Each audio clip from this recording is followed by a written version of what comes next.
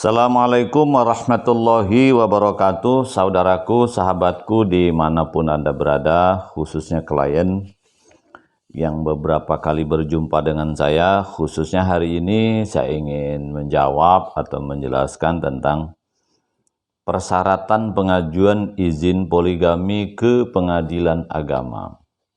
Nanti jawaban saya ini akan saya berikan kepada yang bertanya dalam seminggu ini ada 4 kali.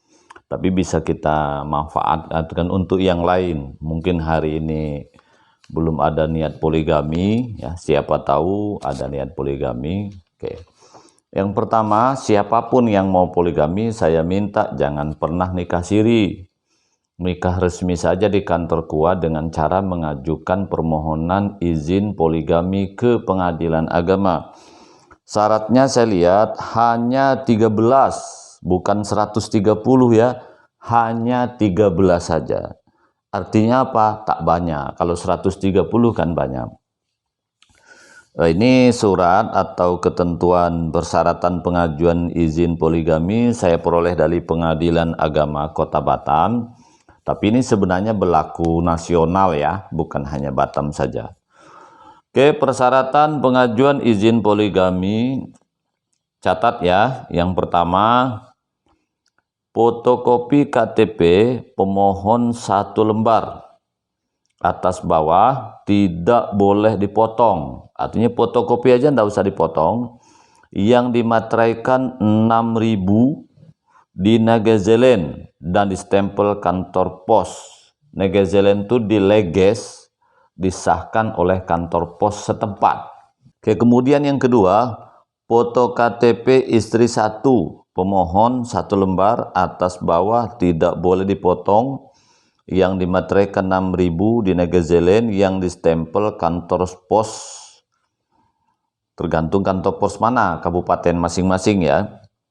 Kemudian yang ketiga, fotokopi KTP calon istri 1 lembar, atas bawah tidak boleh dipotong, yang dimateraikan 6.000 di Nagazelen dan distempel kantor pos di kabupaten masing-masing.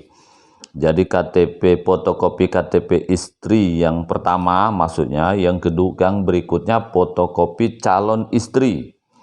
Yang keempat, 1 lembar fotokopi akta nikah atau duplikat kutipan akta nikah yang dimateraikan 6.000 di Nagazelen dan distempel kantor pos besar. Nagazelen itu dileges ya di kantor pos. Setiap kantor pos pasti paham itu.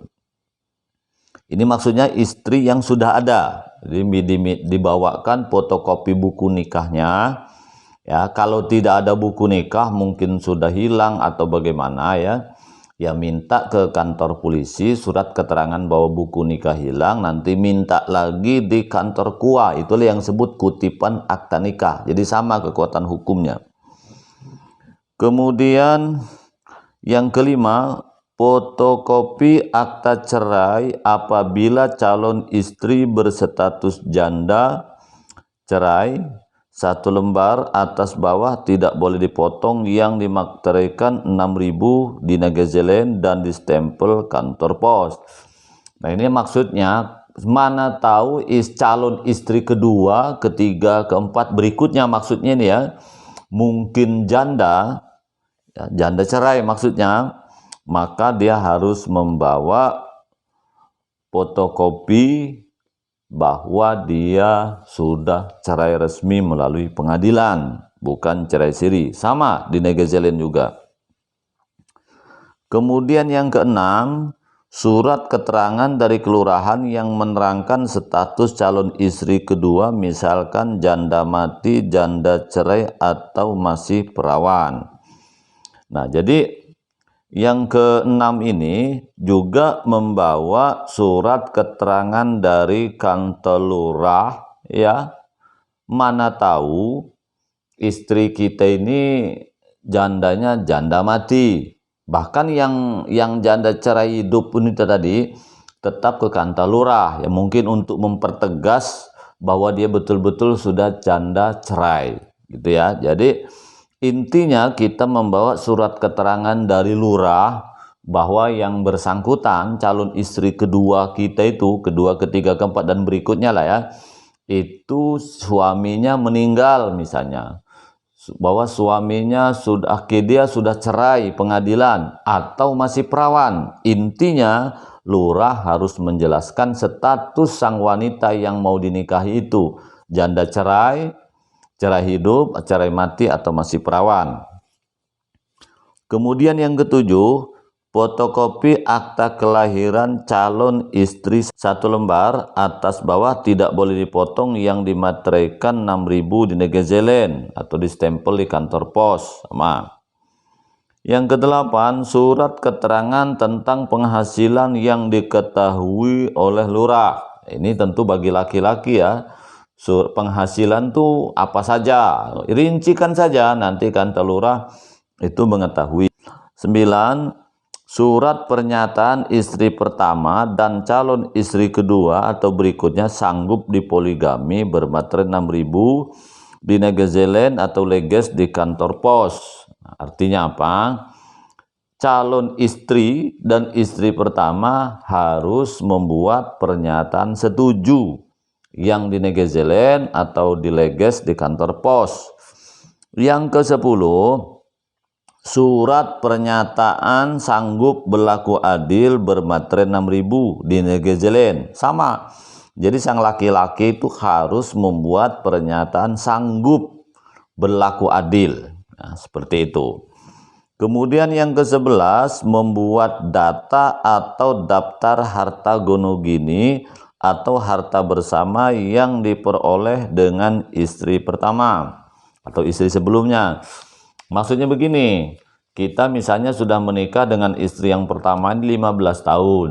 Tentu kan mungkin dalam 15 tahun kita berumah tangga itu punya mobil, punya rumah, punya harta apa saja.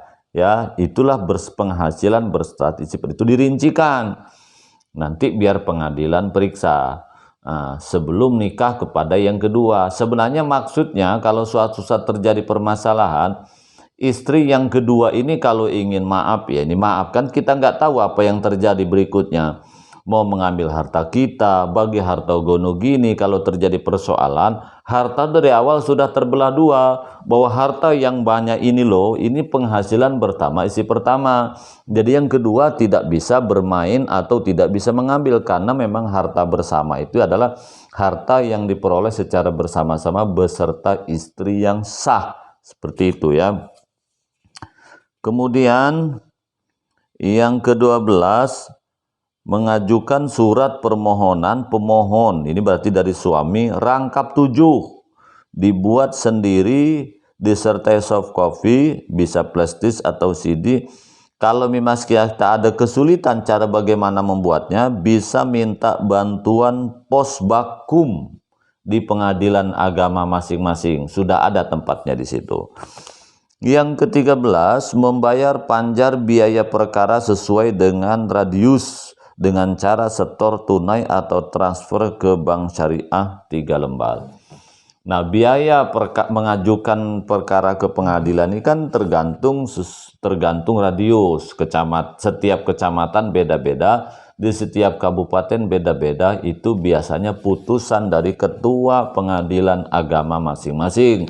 Tentu berdasarkan rapat dan pertimbangan yang matang, tidak gegabah. Artinya bukan uang pungli ya. Uang itu memang sah menurut peraturan yang berlaku. Nah, ke-13 dokumen ini ya, teman-temanku yang mau poligami, silahkan lengkapi. Kalau dokumen itu sebenarnya ini kan dokumen yang sehari-hari ada pada kita. Yang sulit itu sebenarnya menurut saya ada 2. Yang pertama, minta persetujuan istri pertama dan kedua itu. Kadang-kadang istri pertama setuju, yang kedua tidak setuju. Nah, itu pandai-pandai kita bagaimana caranya ya. Andaikan istri pertama tetap tidak setuju juga, ini misalnya nih dirayu sudah, didoakan sudah, berbagai macam cara sudah, tetap tidak setuju juga, ajukan saja ke pengadilan agama. Tak usah terlalu khawatir. Mungkin nanti pengadilan agama bisa mempertimbangkan dengan cara yang lebih bijak, ada sebab-sebab tidak, kenapa tidak setuju. darurat atau tidak, seperti itu. Nanti insya Allah pengadilan agama kan juga bijak. Ini kan syarat administrasi, boleh-boleh saja, bukan dilanggar ya, boleh-boleh saja dinafikan, nanti hakimlah yang akan berikan penilaian. Yang kedua, yang lebih berat itu sebenarnya sanggup tidak berlaku adilnya. Artinya istri setuju pun kalau tak sanggup berlaku adil, saran saya jangan, karena akan nanti berisiko. Risikonya kan menzolimi istri pertama bisa, menzolimi istri kedua bisa, ya. Konsekuensinya adalah selain kita membuat masalah di ujung hidup kita, baik untuk anak-anak kita, untuk istri kita, dan yang pasti juga kelak kita akan banyak mendapatkan dosa, dan pada akhirnya kita akan masuk nerakanya Allah Subhanahu wa taala. Demikian 13 ini tentang persyaratan pengajuan izin poligami. Sekali lagi saya minta jangan pernah nikah siri. Kalau mau poligami sah saja, karena hanya 13 item, bukan 130 item. Demikian, kurang lebihnya mohon maaf. Wassalamualaikum warahmatullahi wabarakatuh.